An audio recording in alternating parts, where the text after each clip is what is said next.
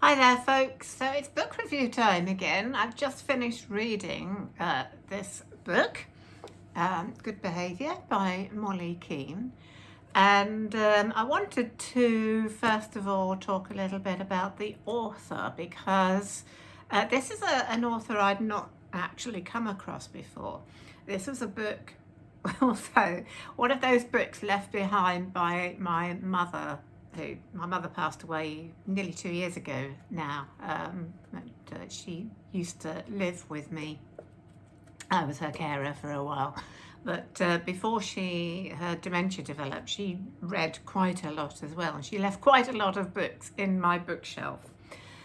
So I've been going through all the books that my mother left behind as well.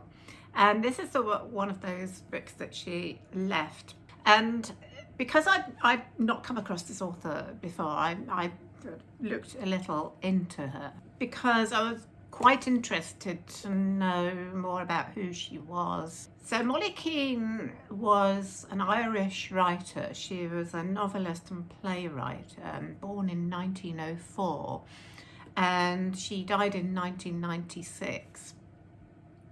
And she started off writing under a pen name. Her earlier books were written under the name of M.J. Farrell, and there were plays as well. So they're all sort of that kind of period. But after her husband died suddenly in 1946, and around about the same time there was a play she'd written that was a complete failure, she stopped writing for 20 years. And then this was published, and funnily enough, it was the actress Peggy Ashcroft, who, by the way, just to name drop, my father worked with for a while in the 80s. But Peggy Ashcroft read the manuscript of this book and said, "You must publish it," and so she did. And it got shortlisted for the Booker Prize, and it came out in 1981. And reading it, I can see exactly why it was listed for the Booker Prize and why it's been so critically acclaimed. So I'm going to review this book, but before I do that, I just wanted to mention something that I'm going to be talking about something at the end of this video. It's an idea for some new videos on this channel. And I'm not absolutely sure how I'm going to do it or whether I'll have the time, but I just want to bounce this idea off you at the end of this channel. So do make sure you stay to the end and see what that's about. Well, hello. Yes, I've got a little treat for you. Yeah, there you go. Little treat monster, aren't you? Okay, here's Tilly. She didn't really come up to say hello. She came up to get a nice little biscuit. But here she is now. Yeah. So, Good Behaviour. Now, I started reading this a couple of weeks ago. So it's been a quick read for me. And to be honest, it took me a while. Goodbye then. It took me a while to get into this book. I think for two reasons. Partly because sometimes I find this when I sort of go from one book to another. If the writing style is very different, it takes a while for my brain to adjust to the new style of writing. But also, it takes a while for this book to really kind of get started, but it's very worthwhile once you do. And I'll explain more about that in a minute. So basically, the book is narrated by the main character, Arun St. Charles, who was born into a family that was once a very grand family in Ireland, and they have this old crumbling house called Temple Alice.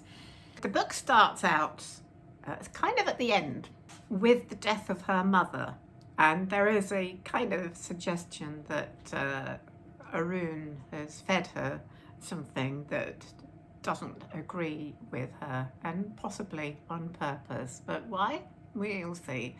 And then after that, it goes into a flashback. It goes right back to the beginning when Arun was a child.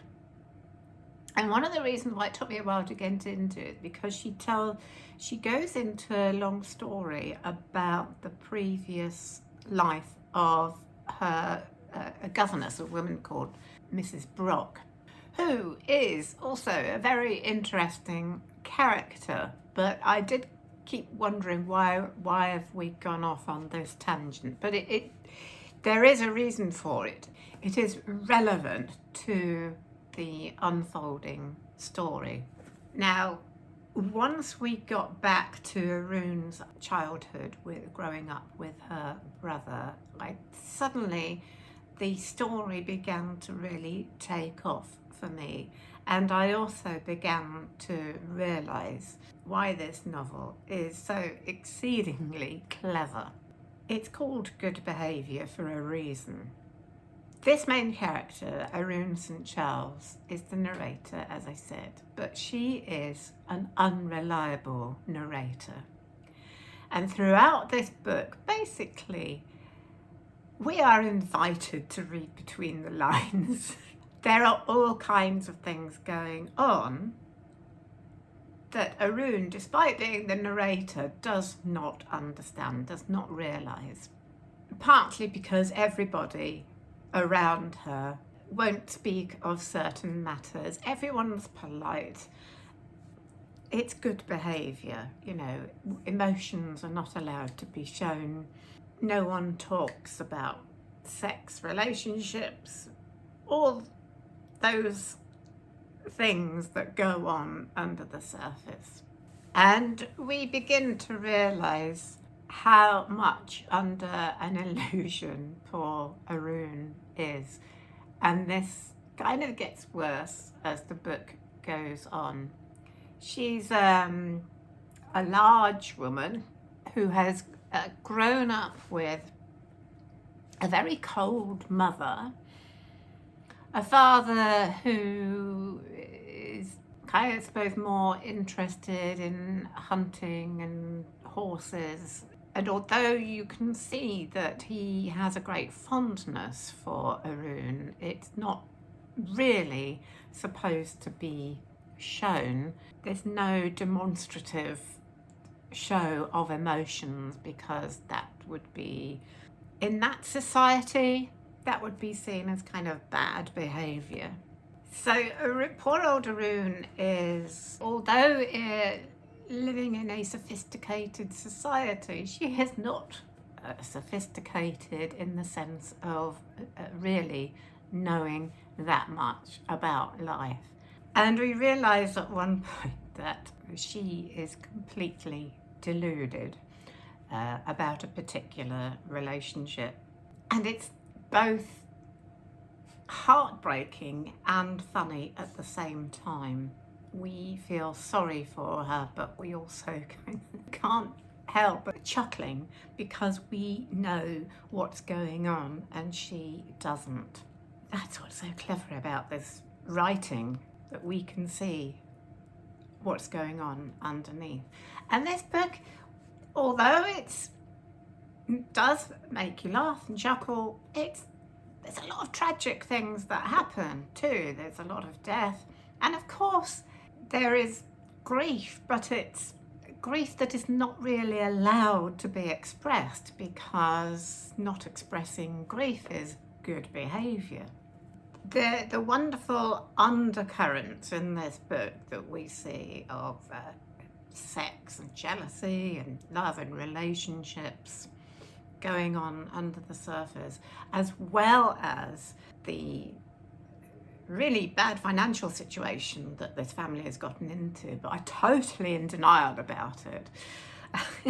It's also kind of funny but tragic. It's a tragic comedy. That's exactly what this novel is. This is a tragic family, but they are so in denial of feelings, of practicalities, that we can't help laughing as well.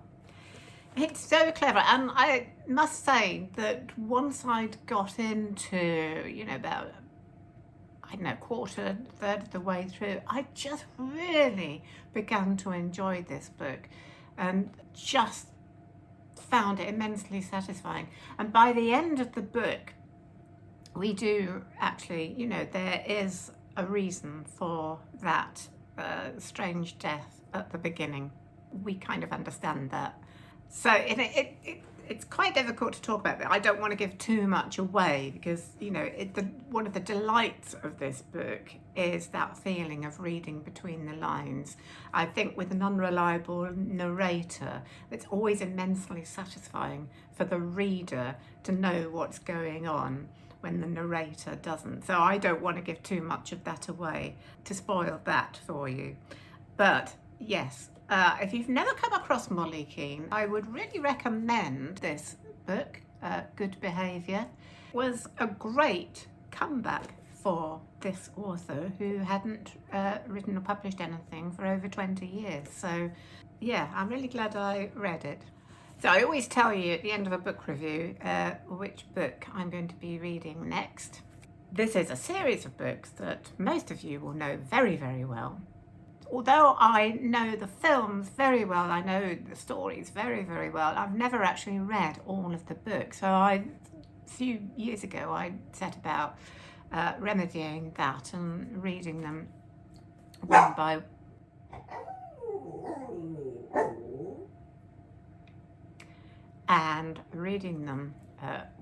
one, and I've now got to the fourth in the series. It's a book about magic and wizards. So I've just started reading it, Harry Potter and the Goblet of Fire. I'm so looking forward to getting stuck into this. I love the whole Harry Potter franchise. As I say, I've watched all the films. So there you go. You know, it's a real big chunk of a book, as you know, so it might be a fairly quick read because I'm going to enjoy it, but I don't know whether it might be about 3 weeks before I get round to reviewing that. Now, as I said at the beginning of this video, I just wanted to run something past you. Now, one of my subscribers made a comment recently saying that they would love to hear me reading a novel chapter by chapter on this channel. It's something that I would really love to do, but I've never actually got around to doing it because it would be quite a challenge for several reasons.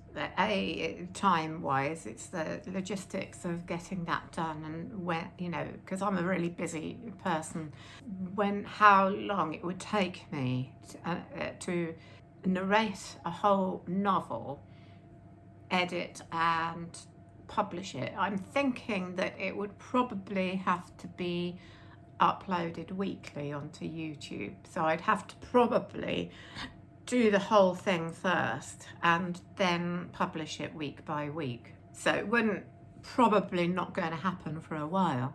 The other problem too is with copyright law, because under that law I can't narrate any novel that is still under copyright.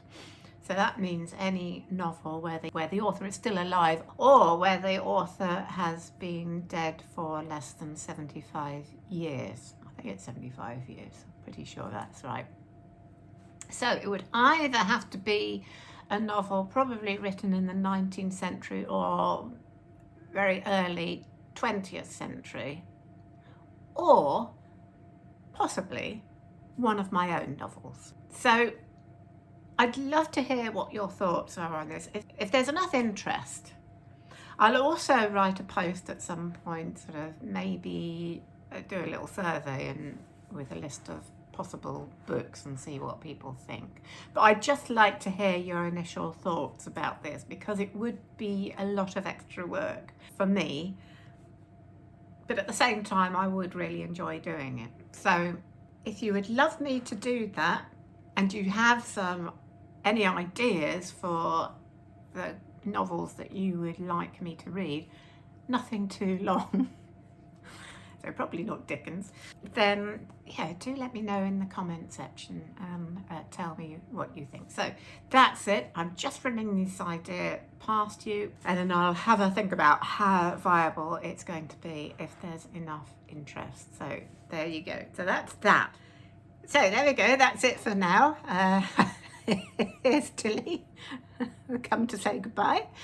I don't know what my video will be next week. Possibly an A to Z of authors video or anything else that comes to mind. So anyway, there'll be something. So that's it for now. Have a great week, and Tilly and I will see you again very soon. Bye for now.